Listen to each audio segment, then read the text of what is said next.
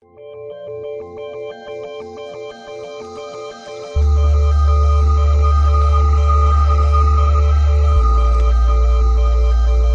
is Red Ice Radio.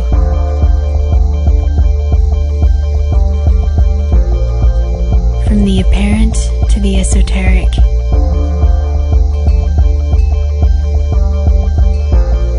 RedIceCreations.com. Greetings to everyone from around the world. My name is Henrik Palmgren and this is Red Ice Radio. RedIceCreations.com is our website and we do radio on all the topics that we consider to be interesting and important. Stream or download radio on demand that you can listen to at your convenience directly from our website. Today, researcher Jordan Maxwell returns to our program to continue our conversation about symbolism, the occult, the cover-up of history, and the forces behind government, war, control, and religion. Okay, welcome back to Red Ice Radio, Jordan Maxwell. It is excellent to have you back with us so soon. How are you today, Jordan? Well, thank you very much for having me on, and I'm still here despite everything. Despite everything, yeah, that's right. I'm still here. I'm still working along, and always happy to be with you. Thank you for having me on the show. Absolutely, it's great to have you, and we always enjoy hearing, from you, and of course, about your work and so forth as well. And I bet many people recall the last show that we did with you not too many months ago now, and we got a lot of email on that, a lot of traffic as well, of course. People are enthralled in your work, Jordan, that they are in one way or another, they're attracted to your work for obvious reasons, considering your background and how many years you've been studying this. And how are things generally right now over there for you, though? Are you keeping a close eye on the news, or have you decided to just turn it all off, considering all the bad news that we're getting currently, Jordan? Well, I did that a long time ago. I turned it all off quite a long time ago. That's why I don't almost never talk about daily events or the events of the day or current events. I don't ever comment on current events because there's so much happening every day that, and people are hearing these current events 24/7 on their radio. So I don't feel that it's anything I want to comment on. I have a lot of really important things that I feel that I want to comment on that nobody talks about. So when I was doing my own radio show, I've had my own show 7 times in the past, and I never talked about current events or what was going on in the world at the time. I couldn't care less. My interest is in all of the dark stuff which is hidden that's timeless. It doesn't matter when you bring it up. It's always important, no matter when you might bring the subject up. So today I don't even care about listening to it. I hear it all the time like everyone else does, but yeah.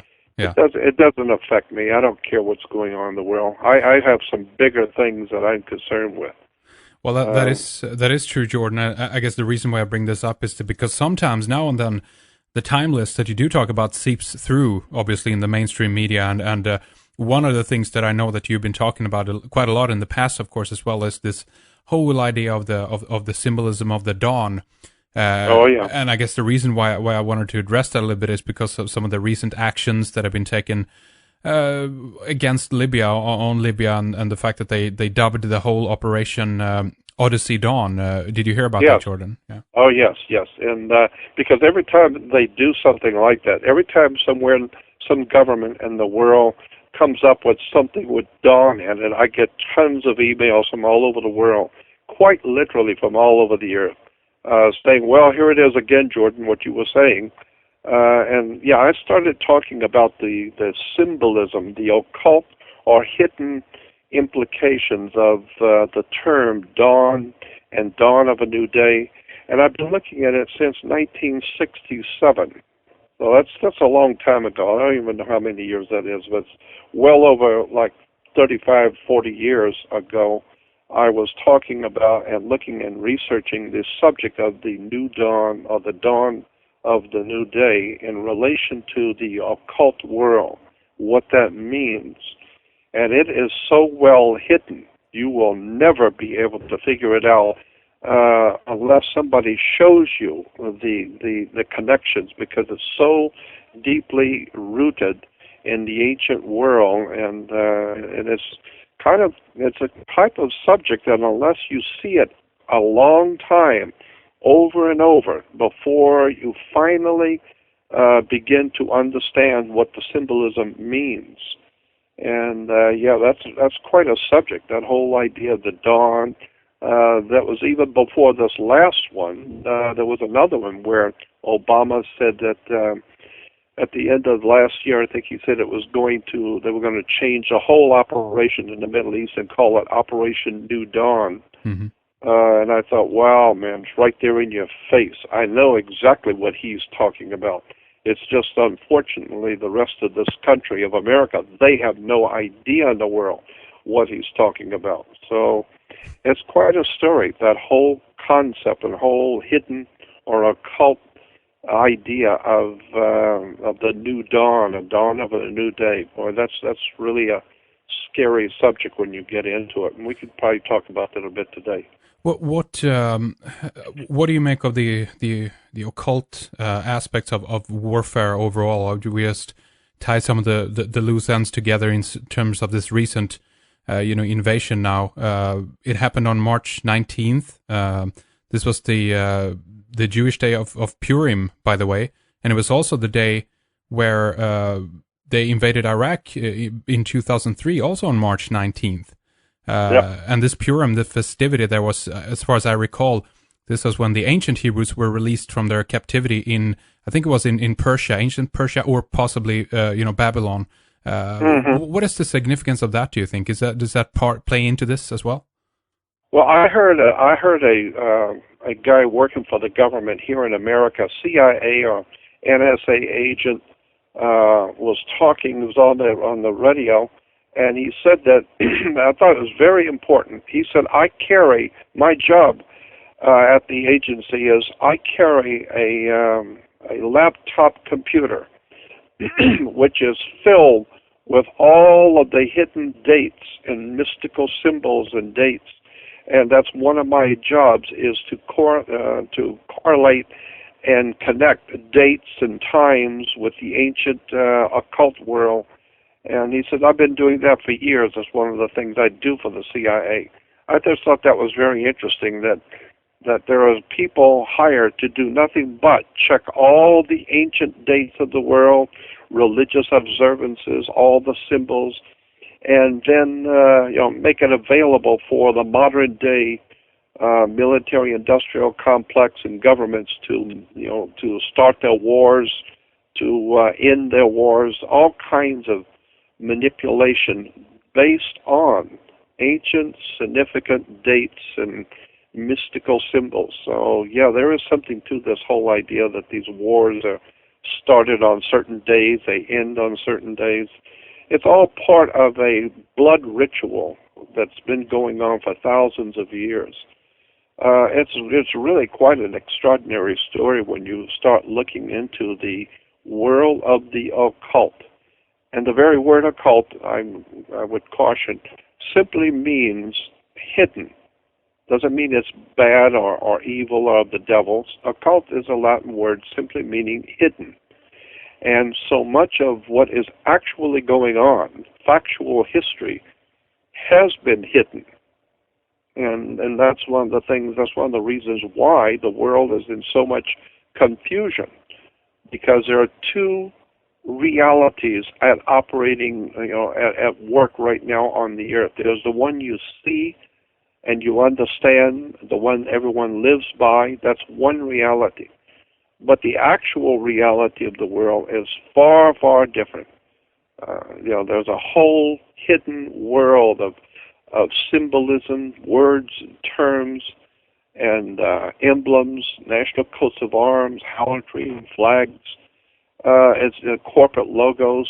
There's a whole underworld of darkness going on throughout the world, and it's basically the bottom line on government, religion, commerce. All use these occult symbols and manipulate times and dates. So that's what I've been interested in all my life, and I saw this thing about dawn of a new day, and the new day and the new dawn symbolism. as I said, back as far back as 1967. And I began researching and studying it. And I'm telling you, there is more to this story than meets the eye. And if you see my video called Dawn of a New Day, that doesn't even begin to scrape the surface of what I have. But I had to boil it all down so I could get it onto one little video. But I could do about an 8-hour lecture just on that symbol, with how Hollywood uses the exact same words and terms in movies and music, television shows, and business, corporations. It's everywhere. And if you understand the significance of the symbol of the sun rising between two mountains, and the term dawn of a new day or new dawn, if you understand the hidden symbolism as it is used by the occult world. Now, there is a magazine in Australia called New Dawn. I love that magazine. That's love great. the people. Yeah, that's right. They are sensational. They're using the term in a generic way. And I know because I've talked with them, and I know they're using it in a generic way, basically the way the ancient peoples originally understood the concept of new dawn, meaning that the sun was the bringer of light, and the light that came into the world. Well, we know that light is always associated with intellectual or spiritual enlightenment. So when you're ignorant, you are in the dark. But when you're enlightened, you are a holder of light, or your whole life emanates light. And so, in the correct, and a good way of using that, the New Dawn magazine is using it in that way. But there is an occult use of it by politicians and religious leaders, and especially the commercial systems of this world use that in its dark way, and the really occult and hidden symbolism. And this is what one of my latest videos is also a follow-up on that Dawn of a New Day video. I've got a new one out called Lucifer and the New Age, which touches on that same subject again about the dawn. It has to do with also Lucifer. It has to do with the New Age. It has to do with interesting connections to religion and commerce and government, and it's really, as far as I'm concerned, one of the most important subjects on the earth today. And I haven't even scraped the surface with that. With my first try, my first video was called Dawn of a New Day. That's I think probably well enough done that you can at least get the point of what I'm trying to say, because I don't have the funds or the help to actually put together a top-of-the-line presentation like I would like to. I've never had the money to do the things I wanted to do because I spend all of my time in libraries reading and studying. And if you do that day in and day out for 50 years and just try and stay alive, and you're ultimately going to pay the price by not having anything, because it's an old saying that poverty is the disease of a scholar. And the reason why is because if you're going to school, if you're out every day doing research and studying, you're not out making money. Well, at the end of your life, you find out you don't have any money to do anything with the knowledge that you have. So that's always been my problem. So now I just put the information out there the best I can with what I have to work with. Which is great. It needs to get out there. And again, what you have is a treasure in terms of many of the things you have dug up, both in the past and what you're doing currently, and also that many people are learning and advancing from that. It's like an own little online school, if you will, but there's no kind of a curriculum. People can come to this from whatever angle, and they can continue it, in whatever way they want, which is fantastic. That's right. I'm not trying to present any kind of my own ideas. I'm very interested in just showing where things come from, where concepts and ideas originate, and how they have mutated and evolved and came down to us today.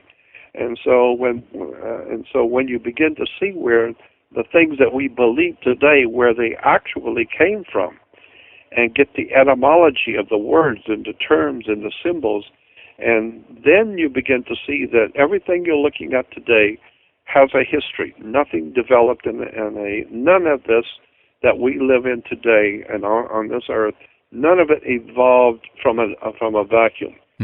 Everything has connection to something earlier. You know, our corporations were around, say, 20 years ago. Well, they have new symbols and new words today, but then they can go back to 1900s. They can be taken back to 1860s, and you can keep going backwards into history and seeing where the more we change, the more we stay the same. We're still pushing the same occult, hidden symbolism, words and terms, and government is still doing today what it has always done, manipulate the masses of the people and keep them ignorant. So, absolutely. Jordan, I want to ask you a little bit about, you alluded to historical, basically, cover-up before as well. I mean, people have to realize that things that are happening today in Libya or, Iraq or Afghanistan, that's been happening in many parts of the world 1,000 years ago in some cases. Absolutely. And this seems to be an agenda, of destruction of knowledge and spreading of the confusion that you alluded to earlier as well. And again, this has been going on for thousands of years. But what do you think is the primarily driving force behind this? Is this connected with the spreading of the knowledge of the Luciferian agenda, or how does the Christian or the Vatican come into this, Jordan? Well, I think that what we're seeing in these wars and conflicts around the world are basically boils down to religions. And religions, not modern-day religions, but the modern-day religions of the world today are nothing more than the modern-day interpretation of the ancient world religions. And of course, in the ancient world, there was nothing but wars and bloodshed and violence between cultures and religious cultures in the ancient world. Well, we're still doing these crusades of the Middle Ages. We're still having a crusade with the Vatican manipulating America and England into going into the Middle East for the Vatican purposes.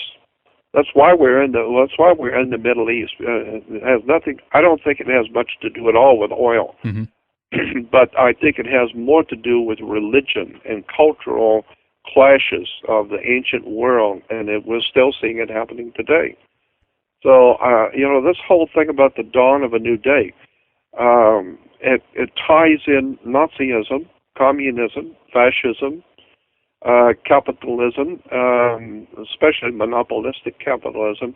But this whole concept of the new dawn and dawn of a new day also can be traced back to the earliest beginnings of the Roman Catholic Church in the 4th century. The symbolism of the beginnings of Roman Catholicism, using the symbols and terms of the dawn of a new day. There's a very big story here, as I said, that I haven't even begun to get into the real implications of that symbol of the sun rising today. I mean, Jesus is referred to as God's Son, our risen Savior. So I am totally convinced from what I've been looking at theology for the past 45 to 50 years that there's a world of difference between the concepts and ideas of the original Christianity, as far back as where it actually began, as opposed to what we have and what we're calling Christianity today. Christianity today has nothing to do with the original concepts of Christianity going back to the 1st, and 2nd, and 3rd century. And with the coming of the 4th century, when the Vatican, Rome was in collapsing, and it mutated, the Roman Empire mutated into the Vatican. And from there, we have the Teutonic Knights, with the whole concept of the Teutonic knighthood, having a Messiah, a Teutonic Messiah, which gave the world the Hitler complex. So there's a very ancient story about Christianity that's never been told to the people today. So I believe, it's just my opinion, but I've been looking at this for 50 years. I believe that today's religious world of Christianity is actually a tool that was developed by the Illuminati to control the world. And I think that Christianity itself today bears no resemblance to the original Christianity in its very original form. And I've talked with so many of the rabbis and teachers and professionals and all of the truly interesting people who have been doing research on all of this kind of subjects, all their life. And that's generally what I'm hearing and what I'm getting, is that the church today does not represent Christianity in its original form at all. Mm. It's a religio-political, commercial system that was developed around the 4th century and was basically developed to be a religious, political, sociological world movement. And it bears, and when you begin looking at the symbols, the words, and the terms that are used today in the churches, you begin to see the connections between Illuminism, Luciferianism, the Illuminati, manipulation of governments, money. It's a hell of a subject. There's no doubt about that. And it's not the kind of thing you can explain adequately, on a radio show. I mean, you have to do a 4 or 5 hour video presentation where you show all the symbols and words and show how it has evolved over the years and mutated. Yeah. Then people begin to understand for the first time. Absolutely, and in some regards, it's a life study trying to incorporate the history of the world and trying. I mean, as you know, this goes on and on. There's new things coming to the surface all the time, and just all the time. Throughout the day here, I've been watching some programs on the how the Goths up here in Sweden were taken over and Christianized, by Charlemagne sending out people like Ansgard, the saint from Bremen and Hamburg in Germany around I think it was around 500-600, something like that. But what always has been curious to me is how this little sect in the Middle East, the Essenes or whatever, that particular theology, if you will, or that religion was something that was picked up by the Roman Empire, kind of converted into their own version of this, and then exported and forced upon the rest of the world, when there's so many other religions and stories out there. Why do you think that is, Jordan? Any idea about that? Yeah, what you've just said, what you've just enumerated, is exactly what I just said. That's precisely right. How the Roman Empire, and when it was in its last days, it mutated and continued to live on through the Vatican. And the Vatican, of course, picked up on the ancient stories in the Middle East, then put their own spin on it and developed a whole new religion, calling it Christianity. And so the original story has been lost totally. Yeah. And anyone who would carry on that original story of Christianity was persecuted by the church, hunted down, and murdered. So that you look at the history of the Roman Church and the Roman system in Europe, and look at what it's done from about, as I said, about the 4th century on. And we have inquisitions where they were hunting down people who weren't going along with the new Roman religion. Yeah. And so the Bible is filled with all of these tales about they who would present themselves as worshipers of God and in point of fact be worshiping the dark side.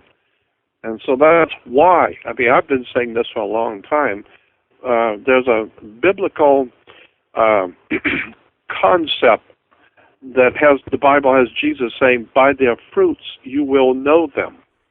The idea is that if you don't know what a seed is, you just have a seed, but you don't know what it is, the scriptural idea is to plant the seed and let it grow.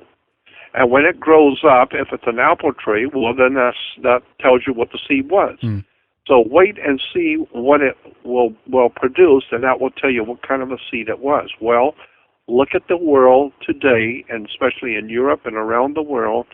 What is the fruitage of the seeds of Christianity today? Wars and bloodshed, corruption, drugs, gang wars. It's violence on the whole earth. By their fruits you shall know them. And that's why today I'm saying the Christians and Jews both are crying out and praying to God for protection of their family. All the time the Christians and Jews are praying to God for protection, the world is going deeper and deeper into bloodshed, violence, and horror, and demonic possession, drugs. So something is wrong somewhere. They're not able to communicate with the divine spirit. And the reason why is because the religions of the Western world are all based on the most ancient occult dark stuff. And that's why, by their fruits you shall know them. That's the fruitage of the church. Wars and revolutions, violence in the Middle East. The Islamic world is not what the Islamic people think it is. It has nothing to do with Muhammad. It's a very, very dark thing that's going on the earth. It's called religion. I have the highest of respect and honor for the spirit.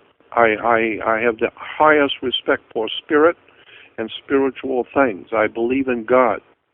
But I know the difference between the Great Spirit and the universe, and that divine presence in the universe that men have called God. But I know it's not on TBN, it's not on television, and it's not in any church or synagogue. So I'm smart enough to know that much to start with. So I believe it's an idea whose time has come to take a long, hard look at the world that we're living in, because the fruitage of our life in the Western world, Europe and America, has brought us nothing but violence, chaos, and confusion. I mean, that's one of the biggest telltale signs of how wrong we are, is that in every church in America, no one seems to have nailed down anything for sure. Every synagogue you go to, they've got different ideas and different concepts. And so if you go to a Jewish synagogue on one side of town, they've got one belief system. If you go to another one, they got a totally different understanding. And if you talk to all of the Jews, they all give you different ideas and different concepts according to their understanding. So it's even worse in Christianity, because I've been through all the different Christian religions, and all I've ever seen in the Christian churches I've gone to, the Christian churches, not the cults like Jehovah's Witnesses and Mormons, but the Christian churches, all I see is singing and dancing and entertainment and things which for the entertainment of the people.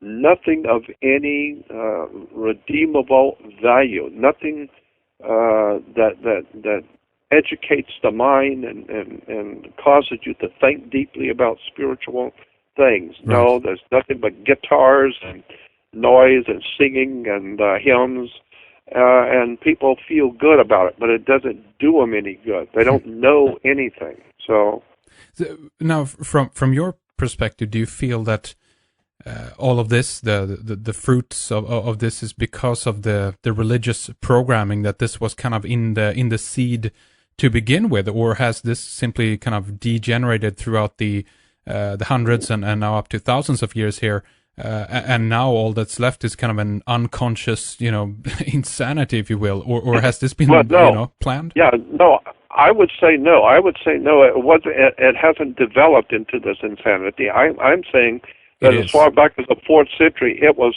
planned, the insanity. Right. Yeah. The people who gave us the Vatican, the people who gave us our modern-day Christian religion, knew exactly what they were doing. They had an agenda. They were the Roman system of politics and religion and commerce. And so they already knew what they were doing. They were putting together a religion that would hold the glue, that would hold the empire together and ultimately dominate the world. So the great kings and leaders of the church, they had no misunderstanding about what they were doing. They were developing a religio-political, economic system that would eventually take over the entire Western world and would hope for one day take over the entire earth in a new order of the world.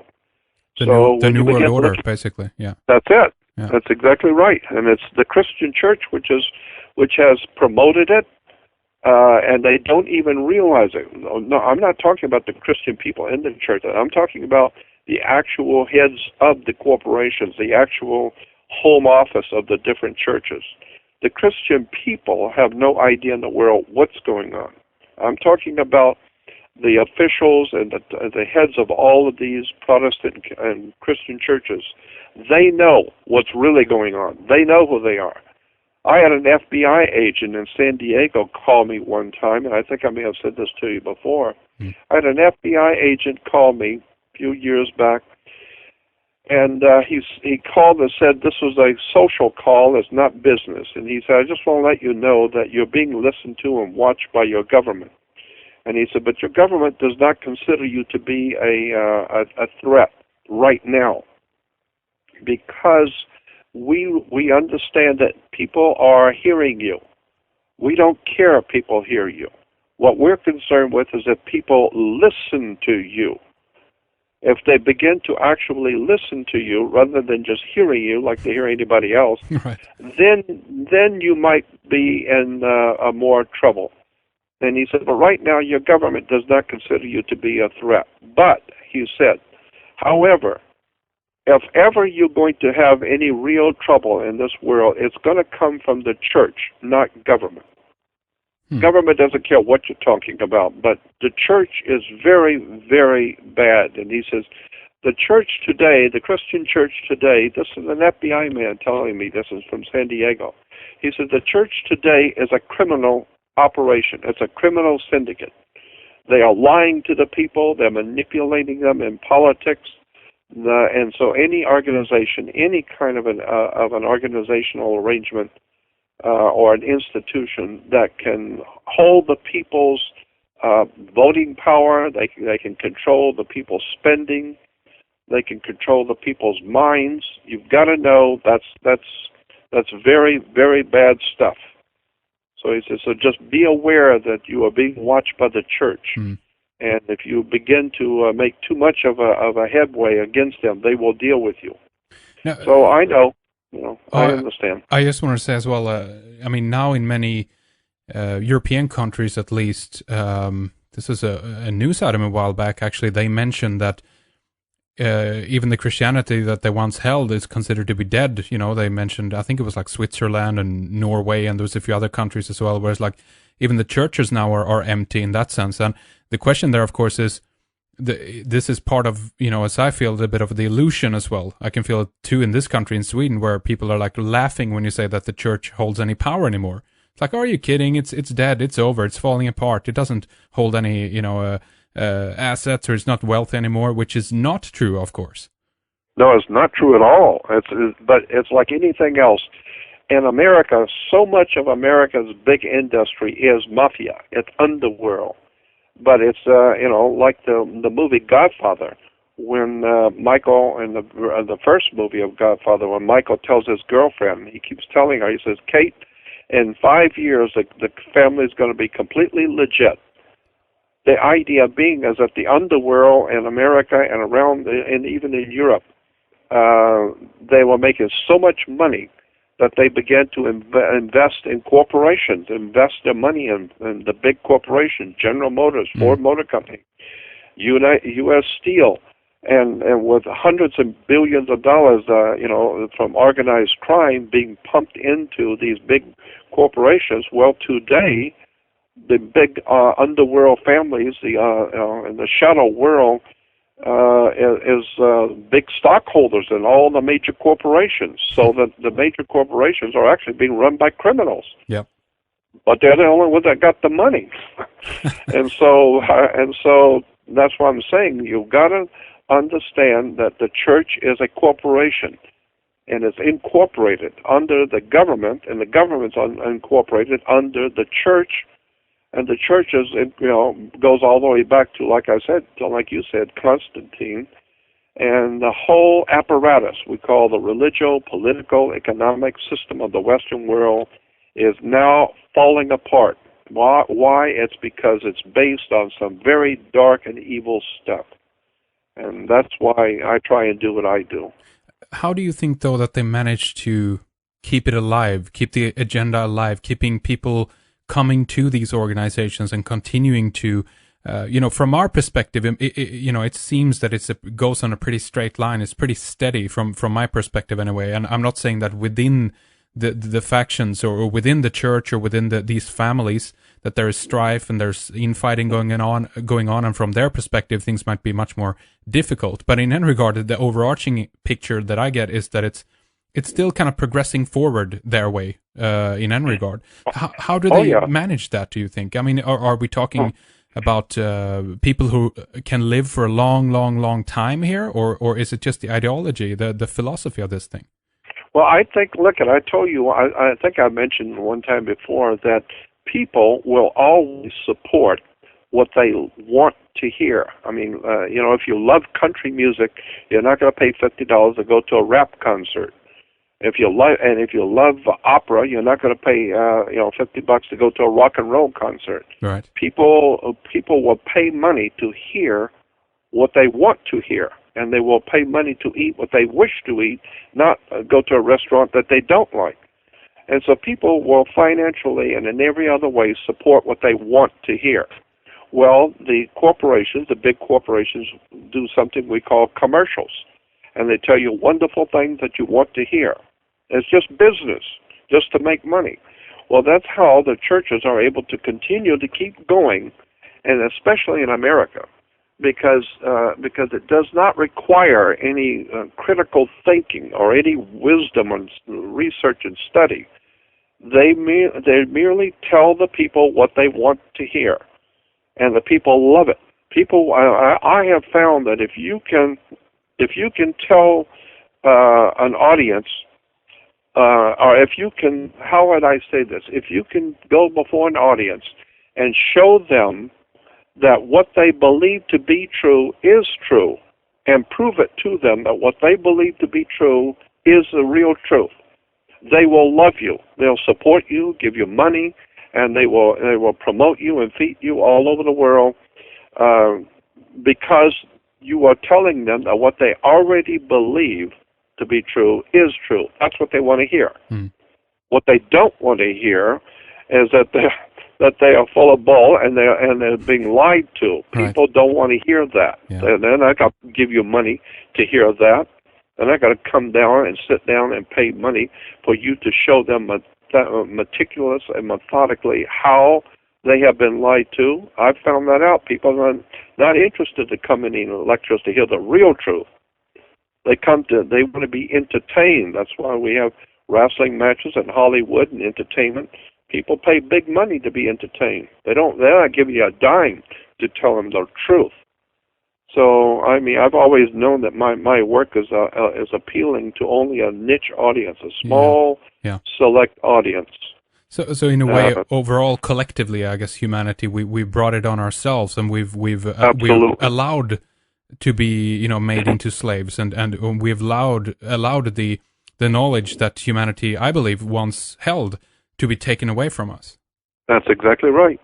I mean, there's a story in the New Testament. I've said before many times, the New Testament is a metaphor. It's a symbolic story.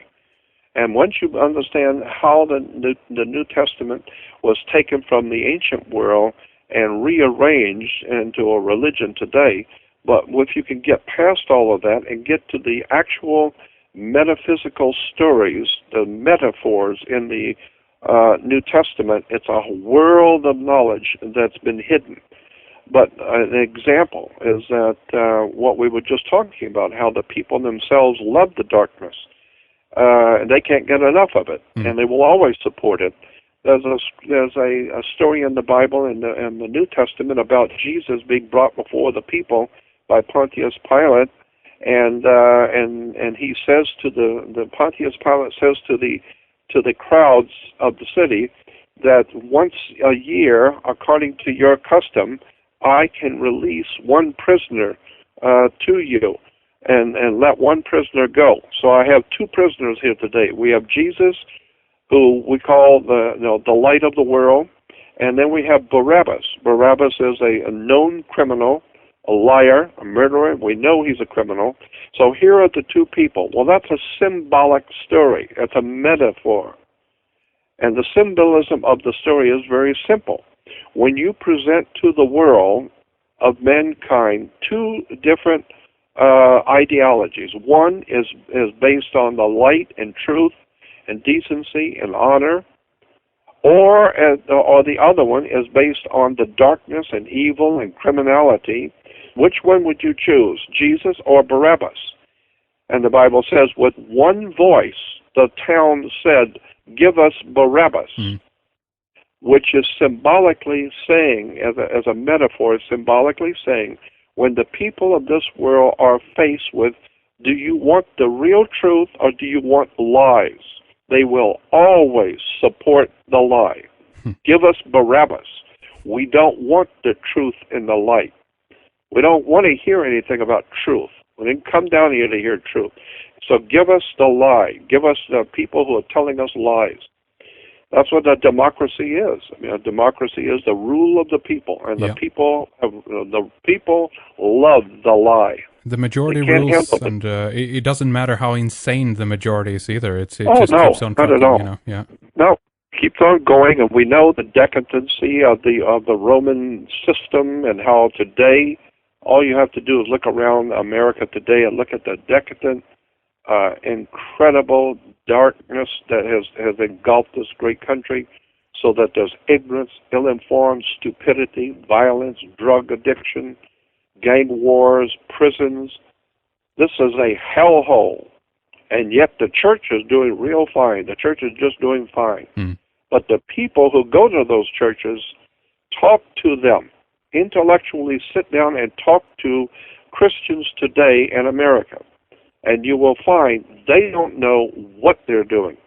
They haven't got the faintest idea in the world what the words mean, what the concepts mean, where anything came from, the etymology of the concepts and the ideas and the words that are used in religion. They haven't got the faintest idea in the world and couldn't care less, because it has nothing to do with football or basketball or Paris Hilton or anything else of any importance.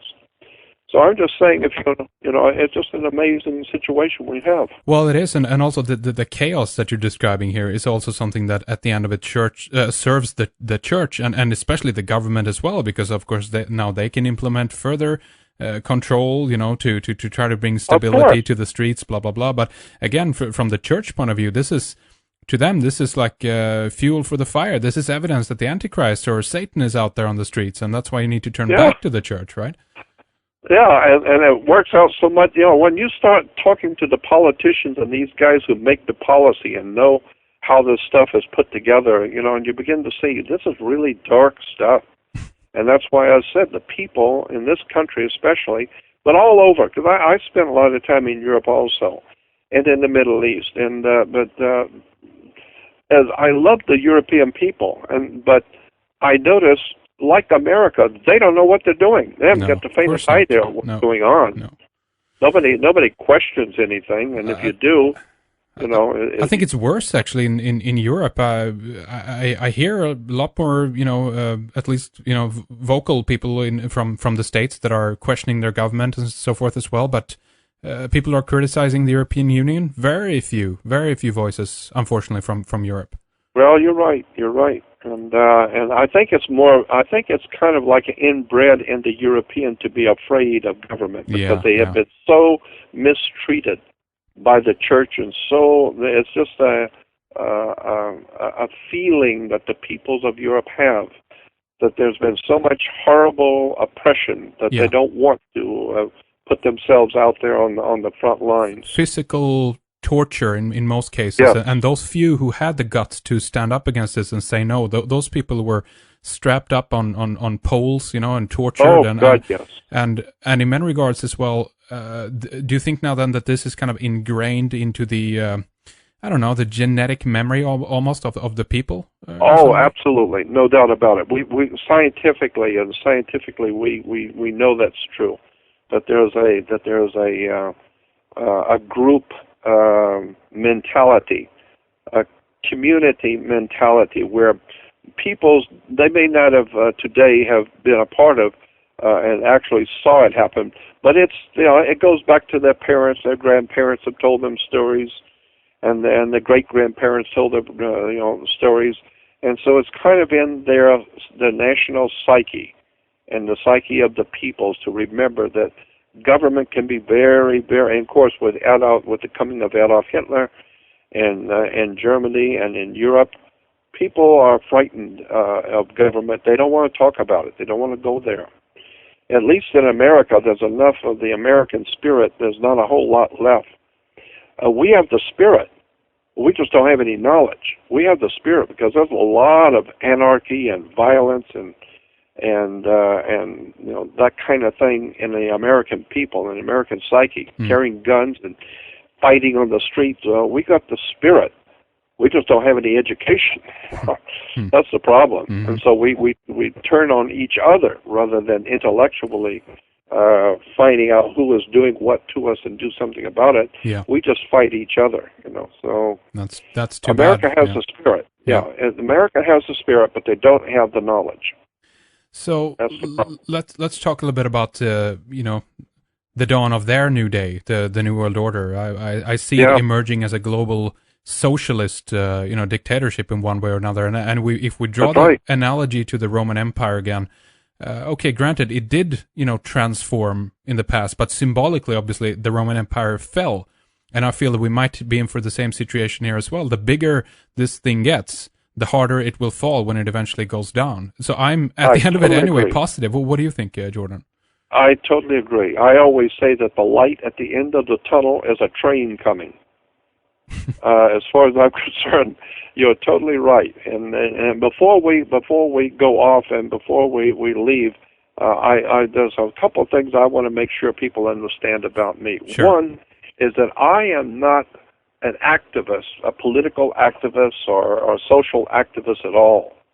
Period. I've never been an activist for anything, and I'm not a party to any movement, truth movement, or any group movement like that, or any social movements. I've never been a member of any of it ever. And so when people, I want to clarify that because so many people put me in the truth movement or in right. some kind of an activist movement, patriot movement. I've never joined any patriot movement. People will put me into these things and say things about me, but for myself, I've never joined any patriot movement, no truth movement, or anything else. Yeah, I just doing what I've always done. As far back as a child, I was always asking too many questions and beginning to see how things work. And so I just want people you're walking to your own that, path, Jordan. In that yeah, sense. I'm just walking my own path to my own desires to learn and to know. And I appreciated other people in my life who were like that when I was growing up, who were out there on the cutting edge doing their own thing and helping me when I wanted to know. So that's what I'm doing. I'm just giving it back to humanity, the help that I was given. I'm just trying to turn around and give out wisdom and knowledge and understanding to those people who want to know. Yep. So I'm not a part of any truth movement or any activist of any kind. Well, same here. I think the people make the assumption because it sounds right to them, or according to their own philosophy or whatnot. So they bunch you together with all these other groups out there and what have you. Yeah. Right. And that another thing along that line that irritates me terribly is when people will hear me say something in some lecture 10 years ago, and it stuck with them. Then about 6 years ago, I said something on another lecture, and then last week I said something on the radio, And now they will put what they've heard all together and come up with a whole new thing that I've said that I didn't say at all. And I get that continually, daily. I get emails, people say, well, Jordan, you said this and that. I never said any of that ever. I said 1/4 of that, but that was 10 years ago. I said another quarter, but that was like 8 years ago. Right. Then I said another quarter, but that was last Wednesday. Well, to them, and it's so, 5 minutes old, you know. Yeah, they just heard you. You know? Yeah. They just heard it. Yeah. And so now they go out on the web and say, well, Jordan Maxwell said this and that. I never said that. And so I've come to the point where I just give up. I'm not going to try and clarify anything for anyone, because now my philosophy is today, my philosophy about who I am and what I do is I'm just going to do the best I can with nothing, and that's the way I've always worked, with nothing. I'm going to do the best I can, and whoever is supposed to hear me will, and whoever's not supposed to hear me won't. Right. And whatever you take away from whatever I've said, whatever you get from it is what you get.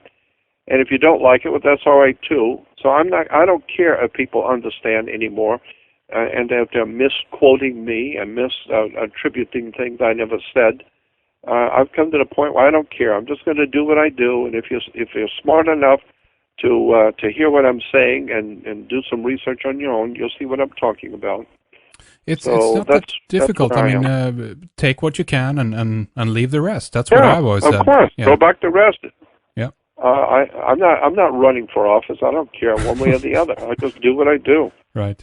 Well, you do it very well, you know, from my point of view. And again, this is not about, as we talked about last time, Jordan, this is not about being in total agreement with every single point here.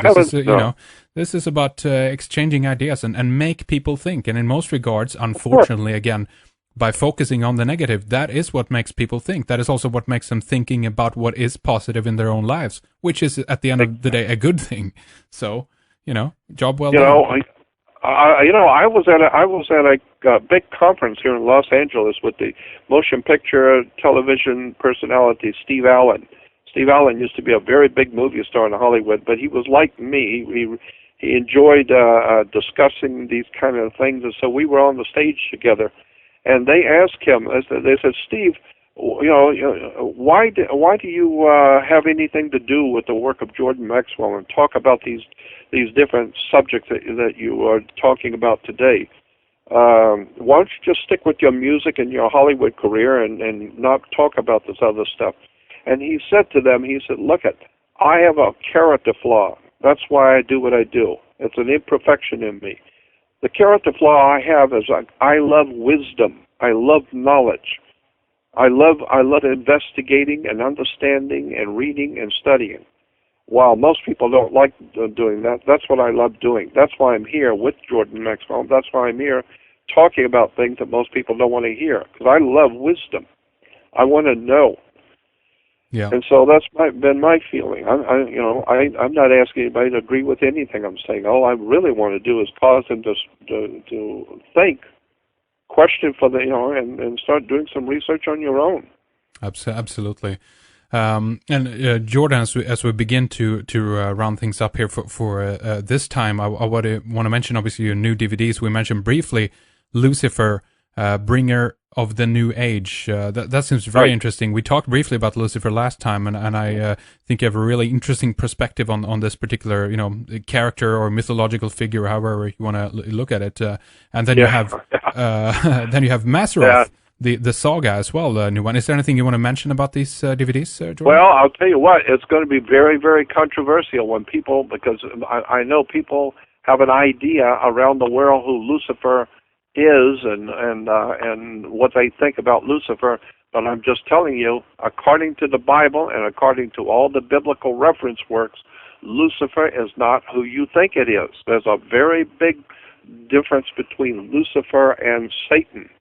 Satan is referred to in the Bible as the devil, and the very word devil is simply putting a D in front of the word evil, becomes devil. So, and the word God comes from the same root word we get good. So you take an O out of good and it becomes God.